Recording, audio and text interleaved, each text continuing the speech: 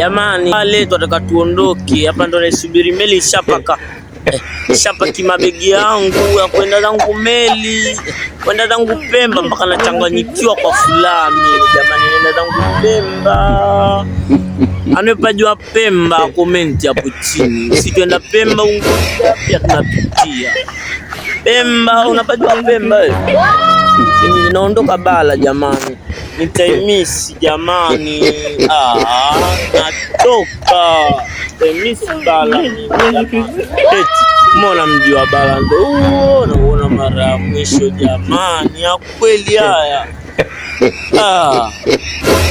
Nachoka mimi zenu. Bala ndo ile. Nishechoka mimi. Ani mimi naita bala hivi jamani. Sema ndo hivyo skuli. Afu Mungu atupangia skuli je saidi ya familia. Sasa utafanyeje? Utafanyeje skuli kuiacha? Wakati familia ndio inategemea sisi tunaosoma tuje kuisaidia. Inategemea sisi tuje kuisaidia. Meli yangu ndo ile sije kaondoka jamani. Niongee cha mwisho. Usisahau kufanya ibada jamani. Huku sisi tuko bala. Ndio mimi nataka niondoke leo. Ila wanangu wa bala mimi naenda zangu Unguja na Pemba. Usisahau kufanya ibada jamani. Ibada ni jambo muhimu. Mungu akataza kila kitu ambacho kinafanywa bila kufanya ibada. Ifika muda ibada nye mfunge.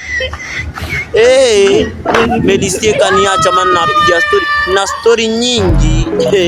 Na story nyingi kwa sababu na leo ni hivi siku ya mwisho nataka niondoke. Yaani mtafurahi.